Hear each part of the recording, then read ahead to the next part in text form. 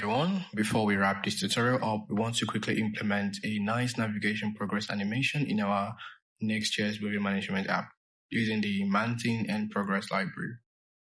So a quick demo in our finished product. If you click on any page or navigate to any page, you can see at the very top it displays this nice loader. And also, like, let's say when we are waiting to maybe load the page for a movie detail, you can see that nice animation at the very top. And it starts and completes when the request has been completed. So let's quickly implement that. So we're going to create, close this files for now. So I'm close these folders.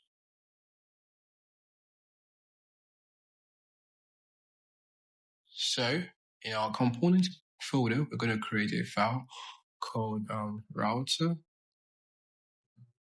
transition.js. Okay. All right, in it, we are going to do a few things. So we are going to define these components, which we've done, and then use the use router hook from NextJS to access the router object.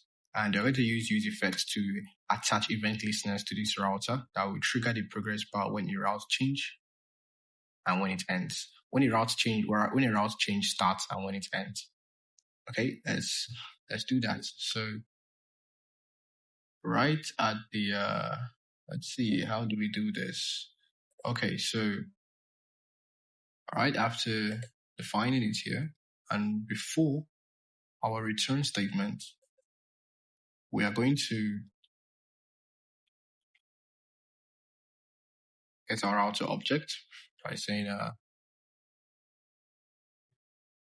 use router. Okay, so now we have a router object. Then we're going to define a use effect hook here.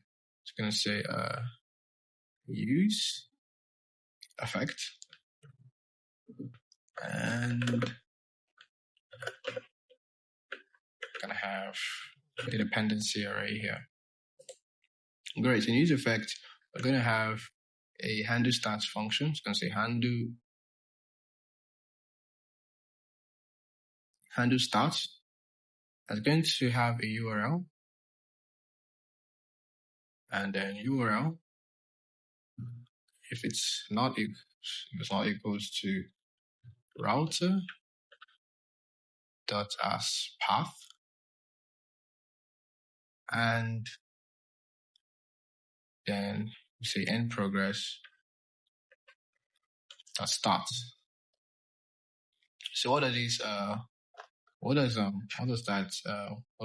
do?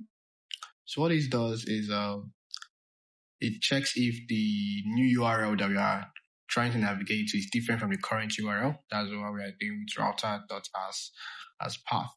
So if it's different from it, we are then going to initiate the end progress dot start method. Okay, so next we're gonna say const handle complete, which is gonna be equals to complete a route change. You're gonna say end progress dot complete and save. And to get started with end progress, it's available here from Mantine, and you install it from yarn add Mantine / end progress. But remember, it's in our starter file, so you don't have to install any of this. So back to our components. They're going to define some router. So router events. So we're going to say router dot events dot on. We're going to say on. We're going to say We're going to say route change starts. It's going to be handle starts. Then router dot event dot on route change complete. It's then going to be, as you can guess, handle complete. The router dot event dot on route change error. It's going to also be handle complete. I'm going to return. Still in our use effect hook.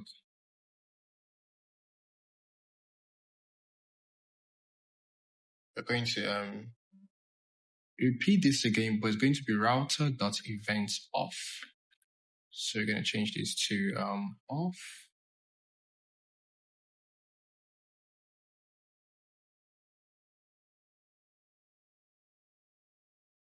Off and off. Great. And the dependency, everything's going to depend on router dot as path. So it's the path we are currently on. That's it for our use effect hook. And then we're going to return lastly, instead of this div saying router transition, we're going to import a component called navigation progress. And importing it from @Mantine/progress. And we're going to pass in one prop, which is auto reset. And we pass it a value of true. And save. So how do we use this in our overall project? So you go to your root application, which is at going to close this component folder, which is at pages and underscore app.js, and just right above notifications or right inside right after notifications, just gonna say route. Oops. I'm gonna say route transition. And save it. So we're having an error.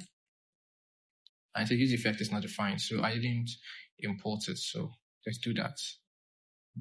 So save it. So let's see if that's going to work. So I'm going to click on dashboard. And as you can see now, I have that nice animation at the very top. And that's great. So that's a wrap. We've implemented a nice navigation animation, which displays when we want to navigate to a different page. And in this video, we'll be looking at how to deploy our application now that we are done.